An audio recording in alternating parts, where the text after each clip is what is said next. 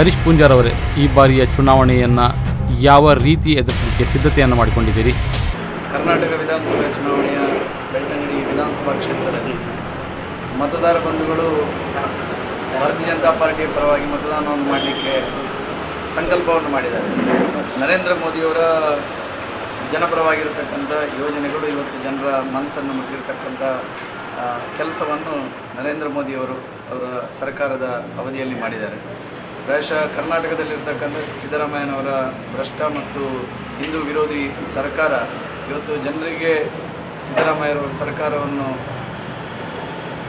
ಓಡಿಸಿ ಭಾರತೀಯ ಜನತಾ ಪಾರ್ಟಿಯ ಸರ್ಕಾರವನ್ನು ಈ ರಾಜ್ಯದಲ್ಲಿ ಅಧಿಕಾರಕ್ಕೆ ತರಬೇಕೆನ್ನುವಂತಹ ಸಂಕಲ್ಪವನ್ನು ಕರ್ನಾಟಕದ ಮತದಾರ ಬಂಧುಗಳು ಮಾಡಿದ್ದಾರೆ. ಈ ದೇಶದಲ್ಲಿರ್ತಕ್ಕಂಥ 22 ರಾಜ್ಯಗಳಲ್ಲಿ ಭಾರತೀಯ ಜನತಾ ಪಾರ್ಟಿಯ ಪರವಾಗಿ ಜನ ಮತದಾನವನ್ನು ಮಾಡುವ ಮೂಲಕ ನರೇಂದ್ರ ಮೋದಿಯವರ ಕೈ ಬಲಪಡಿಸತಕ್ಕಂಥ ಕೆಲಸವನ್ನು ಮಾಡಿದ್ದಾರೆ. ಖಂಡಿತವಾಗಿಯೂ ಬೆಳ್ತಂಗಡಿ ವಿಧಾನಸಭಾ ಕ್ಷೇತ್ರದಲ್ಲಿ ಭಾರತೀಯ ಜನತಾ ಪಾರ್ಟಿಯನ್ನು ಜನ ಮತದಾರ ಬಂಧುಗಳು ಗೆಲ್ಲಿಸ್ತಾರೆ ಅನ್ನುವಂಥ ವಿಶ್ವಾಸ ನಮ್ಮಲ್ಲಿದೆ. ಹರೀಶ್ ಪೂಂಜಾರ್ ಅವರೇ, ನಿಮ್ಮ ಎದುರು 5 ಬಾರಿ ಗೆಲುವು ಸಾಧಿಸಿದ ಕಾಂಗ್ರೆಸ್ ಅಭ್ಯರ್ಥಿ ಇದ್ದಾರೆ. ಅವರ ಎದುರು ಸ್ಪರ್ಧೆ ಮಾಡ್ತಿರುವಾಗ ಹೇಗೆ ಅನ್ನಿಸ್ತಾ ಇದೆ ನಿಮಗೆ?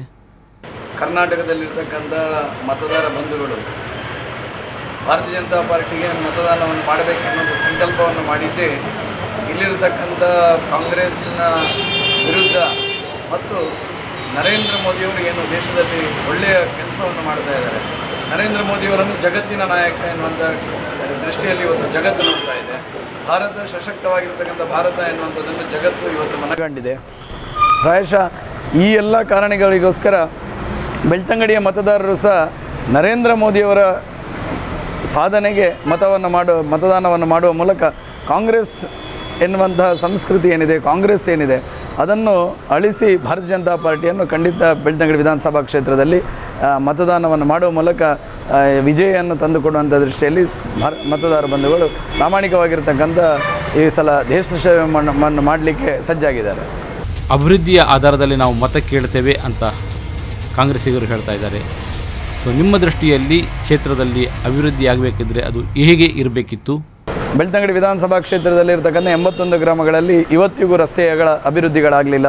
ನೀರಾವರಿಗೆ ಸಂಬಂಧಪಟ್ಟಂಥ ಯೋಜನೆಗಳು ಇನ್ನೂ ಕಾರ್ಯಗತ ಆಗಲಿಲ್ಲ.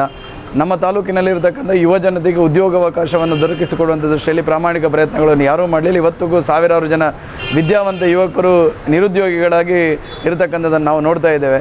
ಪದವಿ ಪಡೆದಿರತಕ್ಕಂಥ ಎಷ್ಟೋ ಜನ ಇವತ್ತು ಯುವಕರು ಕೂಲಿ ಕೆಲಸಕ್ಕೆ ಹೋಗ್ತಿರ್ತಕ್ಕಂಥದ್ದನ್ನು ನಾವು ನೋಡ್ತಾ ಇದ್ದೇವೆ. ಮುಂದಿನ ದಿನಗಳಲ್ಲಿ ಭಾರತೀಯ ಜನತಾ ಪಾರ್ಟಿಯ ಅಭ್ಯರ್ಥಿಯಾಗಿರ್ತಕ್ಕಂಥ ನನಗೆ ಆಶೀರ್ವಾದವನ್ನು ಮಾಡಿದೆ. ಪ್ರಾಮಾಣಿಕವಾಗಿ ಯುವ ಜನತೆಗೆ ಉದ್ಯೋಗಾವಕಾಶವನ್ನು ದೊರಕಿಸಿಕೊಡುವಂಥ ದೃಷ್ಟಿಯಲ್ಲಿ ಪ್ರಾಮಾಣಿಕ ಪ್ರಯತ್ನವನ್ನು ಮಾಡ್ತೇನೆ ಅನ್ನುವಂಥ ಭರವಸೆ ಬೆಳ್ತಂಗಡಿ ತಾಲೂಕಿನ ಯುವ ಜನತೆಗಿದೆ, ಎಲ್ಲ ಹಿರಿಯರಿಗೂ ಇದೆ.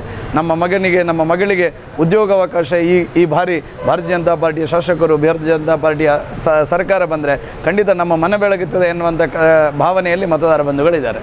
ಹರೀಶ್ ಪೂಂಜಾರ್ ಅವರೇ, ಈಗಾಗಲೇ ಮತ ಭೇಟಿಯನ್ನು ಆರಂಭಿಸಿದ್ದೀರಿ, ಮನೆಗೆ ಹೋಗಿದ್ದೀರಿ. ಈ ಸಂದರ್ಭದಲ್ಲಿ ಮತದಾರರ ಪ್ರತಿಕ್ರಿಯೆ ಹೇಗೆ ಬರ್ತಾ ಇದೆ? ಮತದಾರರು ಇವತ್ತು ಬಹಳ ಉತ್ಸಾಹದಿಂದ ಭಾರತೀಯ ಜನತಾ ಪಾರ್ಟಿಗೆ ಮತದಾನವನ್ನು ಮಾಡಲಿಕ್ಕೆ ಸಜ್ಜಾಗಿದ್ದಾರೆ, ಸಂಕಲ್ಪವನ್ನು ಮಾಡಿದ್ದಾರೆ.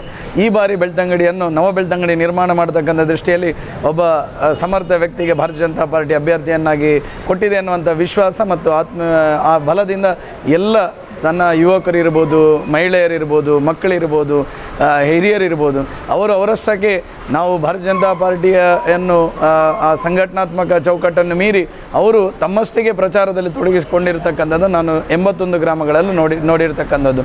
ಅವರ ಸಂಬಂಧಿಕರಿರ್ಬೋದು, ಸ್ನೇಹಿತರಿರ್ಬೋದು, ಯಾರಿಗೆ ಸಿಕ್ಕಿದವರ ಹತ್ರ ಈ ಸಲ ಬೆಳ್ತಂಗಡಿಯಲ್ಲಿ ಭಾರತೀಯ ಜನತಾ ಪಾರ್ಟಿಗೆ ಮತದಾನ ಮಾಡಬೇಕೆನ್ನುವಂಥ ಮನವಿಯನ್ನು ಸ್ವಯಂ ಪ್ರೇರಿತವಾಗಿ ಬೆಳ್ತಂಗಡಿ ತಾಲೂಕಿನ ಜನ ಮತದಾರ ಬಂಧುಗಳು ಮಾಡುತ್ತಿರತಕ್ಕಂಥದ್ದು ಖಂಡಿತವಾಗಿ ಅಭೂತಪೂರ್ವವಾಗಿರ್ತಕ್ಕಂಥ ವಿಜಯವನ್ನು ಬೆಳ್ತಂಗಡಿ ವಿಧಾನಸಭಾ ಕ್ಷೇತ್ರದಲ್ಲಿ ಈ ಸಲ ಮತದಾರ ಬಂಧುಗಳು ಕೊಟ್ಟೇ ಕೊಡ್ತಾರೆ ಎನ್ನುವಂಥ ಆತ್ಮವಿಶ್ವಾಸ ನಮ್ಮಲ್ಲಿದೆ. ಹಾಲಿ ಶಾಸಕ ವಸಂತ್ ಬಂಗೇರ್ರವರು ಬೆಳ್ತಂಗಡಿಯನ್ನು ಅಭಿವೃದ್ಧಿಪಡಿಸಿರುವ ದೊಡ್ಡ ಪಟ್ಟಿಯನ್ನೇ ಕೊಡುತ್ತಾರೆ.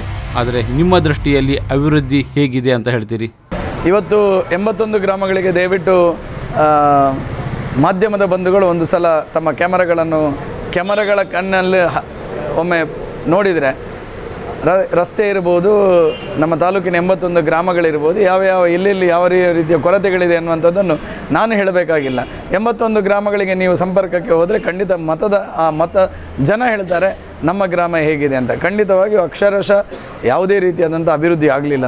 ನಮ್ಮ ತಾಲೂಕು ಪ್ರವಾಸೋದ್ಯಮದ ದೃಷ್ಟಿಯಿಂದ ಅಭಿವೃದ್ಧಿ ಮಾಡಬಹುದಾದಂಥ ತಾಲೂಕಲ್ಲಿ ದಕ್ಷಿಣ ಕನ್ನಡ ಜಿಲ್ಲೆಯಲ್ಲಿ ಪ್ರಥಮ ಆದ್ಯತೆ ಇರತಕ್ಕಂಥ. ಇಷ್ಟವರೆಗೂ ಪ್ರವಾಸೋದ್ಯಮದ ಕಡೆಗೆ ಗಮನವೇ ಹರಿಸದಂಥ ತಾಲೂಕು ನಮ್ಮ ತಾಲೂಕಾಗಿದೆ. ಅದರಿಂದಾಗಿ ಅಕ್ಷರಶಃ ಅಭಿವೃದ್ಧಿಗೆ ಕಡೆಗೆ ಗಮನವೇ ಕೊಡದ ತಾಲೂಕು ನಮ್ಮ ಬೆಳ್ತಂಗಡಿ ತಾಲೂಕು. ಹರೀಶ್ ಪೂಂಜಾರ್ ಅವರೇ, ಹೆಚ್ಚಾಗಿ ಬಿಜೆಪಿಯವರು ಮೋದಿಯ ಅಲೆಯನ್ನು ಅವಲಂಬಿಸಿದ್ದಾರೆ ಅಂತ ಹೇಳಲಾಗ್ತಾ ಇದೆ. ನೀವು ಕೂಡ ಮೋದಿ ಅಲೆಯನ್ನೇ ನಂಬಿಕೊಂಡಿದ್ದೀರಾ? ಖಂಡಿತವಾಗಿಯೂ ಈ ದೇಶ ಅಲ್ಲ, ಜಗತ್ತಿವತ್ತು ಮೋದಿ ಅಲೆಯಲ್ಲಿದೆ. ಜಗತ್ತಿನ ಜನ ಮೋದಿಯವರನ್ನು ಸ್ವೀಕಾರ ಮಾಡಿದ್ದಾರೆ. ಬೆಳ್ತಂಗಡಿಯಲ್ಲಿರ್ತಕ್ಕಂಥ ಗ್ರಾಮ ಬೂತಿನಲ್ಲಿರ್ತಕ್ಕಂಥ ನಮ್ಮ ತಾಲೂಕಿನ 241 ಬೂತಿನಲ್ಲಿರ್ತಕ್ಕಂಥ ಜನ ಸಹ ಚಿಕ್ಕ ವಯಸ್ಸಿನ ಮಕ್ಕಳಿಂದ ಹಿಡಿದು ಹಿರಿಯರವರೆಗೆ ನರೇಂದ್ರ ಅವರನ್ನು ಕೊಂಡಾಡ್ತಾ ಇದ್ದಾರೆ. ಖಂಡಿತವಾಗಿಯೂ ಮೋದಿಯವರ ಅಲೆ ಇವತ್ತು ಭಾರತೀಯ ಜನತಾ ಪಾರ್ಟಿಯನ್ನು ಬೆಳ್ತಂಗಡಿ ತಾಲೂಕಿನಲ್ಲಿ ಖಂಡಿತ ಗೆಲ್ಲಿಸ್ತದೆ. ಹರೀಶ್ ಪೂಂಜಾರ್ ಅವರೇ, ನೀವು ಗೆಲುವು ಸಾಧಿಸಲು ನಿಮಗೆ ರಾಷ್ಟ್ರೀಯ ನಾಯಕರ ಪ್ರಚಾರದ ಅವಶ್ಯಕತೆ ಇದೆ ಅಂತ ಅನ್ನಿಸ್ತಾ ಇದೆಯಾ? ಖಂಡಿತವಾಗಿಯೂ ನಮ್ಮ ಮತದಾನದ ಈ ಪ್ರಾರಂಭದ ಕಾಲಘಟ್ಟದಲ್ಲಿ ನಾಮಪತ್ರ ಸಲ್ಲಿಕೆಯಲ್ಲಿ ಈ ದೇಶದ ಗೃಹ ಸಚಿವರಾಗಿರ್ತಕ್ಕಂಥ ರಾಜನಾಥ್ ಸಿಂಗ್ ಅವರು ಬಂದು ಆಶೀರ್ವಾದವನ್ನು ಮಾಡಿದ್ದಾರೆ. ದೇಶದ ಹಿರಿಯ ನಾಯಕರ ಆಶೀರ್ವಾದ ನಮಗೆ ಮೊದಲಿನಿಂದ ಪ್ರಾರಂಭದಿಂದಲೂ ಕೊಟ್ಟಿದೆ. ಖಂಡಿತವಾಗಿ ಎಲ್ಲರ ಆಶೀರ್ವಾದದ ಮೂಲಕ ಭಾರತೀಯ ಜನತಾ ಪಾರ್ಟಿ ಈ ಚುನಾವಣೆಯಲ್ಲಿ ಗೆದ್ದೆ. ಹರೀಶ್ ಪೂಂಜಾರ್ ಅವರೇ, ನೀವು ಗೆಲುವು ಸಾಧಿಸಬೇಕು ಅಥವಾ ನೀವು ಶಾಸಕರಾಗಬೇಕು ಅಂತ ಹೇಳಿದರೆ ನಿಮ್ಮ ಕ್ಷೇತ್ರದ ಪರಿಚಯ ಮತ್ತು ನಿಮ್ಮ ಕ್ಷೇತ್ರದ ಮತದಾರರ ಪರಿಚಯ ನಿಮಗೆ ಇರಲೇಬೇಕಾಗ್ತದೆ. ಈ ಬಗ್ಗೆ ಏನು ಹೇಳ್ತೀರಿ? ಬೆಳ್ತಂಗಡಿ ವಿಧಾನಸಭಾ ಕ್ಷೇತ್ರ ದಕ್ಷಿಣ ಕನ್ನಡ ಜಿಲ್ಲೆ ಮಾತ್ರ ಅಲ್ಲ, ಇವತ್ತು ಜಗತ್ತಿಗೆ ಚಿರಪರಿಚಿತ ಆಗಿರತಕ್ಕಂಥ ಕ್ಷೇತ್ರ ಅದು ಬೆಳ್ತಂಗಡಿ. ಬೆಳ್ತಂಗಡಿಯಲ್ಲಿ ಶ್ರೀ ಕ್ಷೇತ್ರ ಧರ್ಮಸ್ಥಳ ಎನ್ನುವಂಥ ಒಂದು ಶ್ರೀ ಕ್ಷೇತ್ರ ಧರ್ಮಸ್ಥಳ ಇವತ್ತು ಇಡೀ ಹಿಂದೂ ಸಮಾಜಕ್ಕೆ ಆಶೀರ್ವಾದವನ್ನು ಮಾಡತಕ್ಕಂಥ ದೃಷ್ಟಿಯಲ್ಲಿ ನಮ್ಮ ಕ್ಷೇತ್ರ ಹೆಸರುವಾಸಿಯಾಗಿರ್ತಕ್ಕಂಥ ಕ್ಷೇತ್ರ. ಬೆಳ್ತಂಗಡಿಯಲ್ಲಿ ಸುಂದರವಾಗಿರ್ತಕ್ಕಂಥ ರಮಣೀಯವಾಗಿರ್ತಕ್ಕಂಥ ಪ್ರವಾಸಿ ತಾಣಗಳಿದೆ, ಸುಂದರವಾಗಿರ್ತಕ್ಕಂಥ ಸಮಾಜ ಪ್ರಕೃತಿಯ ಸೊಬಗಿದೆ.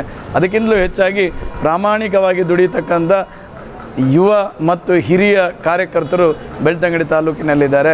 ಪ್ರಾಯಶಃ ಇಡೀ ದೇಶದಲ್ಲಿ ಅತ್ಯಂತ ಪ್ರಾಮಾಣಿಕವಾಗಿ ಸಂಘದ ಸ್ವಯಂ ಸೇವಕರು ಇರ್ಬೋದು, ಪರಿವಾರ ಸಂಘಟನೆಯ ಕಾರ್ಯಕರ್ತರು ಭಾಳ ಸಶಕ್ತವಾಗಿರ್ತಕ್ಕಂಥ ತಾಲೂಕು ಅದು ಭಾರತೀಯ ಜನತಾ ಪಾರ್ಟಿ ಬೆಳ್ತಂಗಡಿ ತಾಲೂಕು.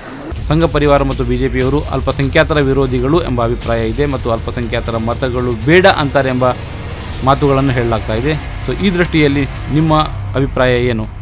ನರೇಂದ್ರ ಮೋದಿಯವರನ್ನು ಅಲ್ಪಸಂಖ್ಯಾತ ವಿರೋಧಿ ಎಂದು ಬಿಂಬಿಸಿ ಕಾಂಗ್ರೆಸ್ನವರು ಅವರನ್ನು ಹಿಂದೂ ಪರ ಮುಸ್ಲಿಂ ವಿರೋಧಿ ಎನ್ನುವಂಥದ್ದನ್ನು ಬಿಂಬಿಸಿದರು. ಇವತ್ತು ದೇಶದ ಜನತೆಗೆ ಗೊತ್ತಿದೆ, ಭಾರತೀಯರು ಎನ್ನುವಂಥ ನೆಲೆಗಟ್ಟಿನಲ್ಲಿ ನರೇಂದ್ರ ಮೋದಿಯವರು ಇವತ್ತು ದೇಶದಲ್ಲಿ ಪ್ರಧಾನಮಂತ್ರಿಯಾಗಿ ಕೆಲಸ ಮಾಡ್ತಾಯಿದೆ. ಪ್ರಾಮಾಣಿಕವಾಗಿ ಶಾಸಕತ್ವವನ್ನು ಈ ಜನ ಬೆಳ್ತಂಗಡಿ ತಾಲೂಕಿನ ಜನ ಆಶೀರ್ವಾದವನ್ನು ಮಾಡಿದರೆ ಎಲ್ಲರನ್ನೂ ಭಾರತೀಯರಾಗಿ ಸಮಗ್ರ ದೃಷ್ಟಿಕೋನದಿಂದ ನಾವು ಕೆಲಸ ಕಾರ್ಯಗಳನ್ನು ಮಾಡ್ತೇನೆ ಅನ್ನುವಂಥ ವಿಶ್ವಾಸ ಅವರಿಗೆ ಬಂದಿದೆ. ಇದು ಖಾಲಿ ಕಾಂಗ್ರೆಸ್ನವರ ಷಡ್ಯಂತ್ರ. ಮತದ ಆಧಾರದ ಜಾತಿಯ ಆಧಾರದಲ್ಲಿ ಅಲ್ಪಸಂಖ್ಯಾತರ ಆಧಾರದ ಮತವನ್ನು ಒಡೆಯತಕ್ಕಂಥ ಪ್ರಯತ್ನವೇ ವಿನ ಎಲ್ಲರೂ ಸಮಗ್ರವಾಗಿ ಈ ಸಲ ಭಾರತೀಯ ಜನತಾ ಪಾರ್ಟಿಯನ್ನು ಗೆಲ್ಲಿಸ್ತಾರೆ.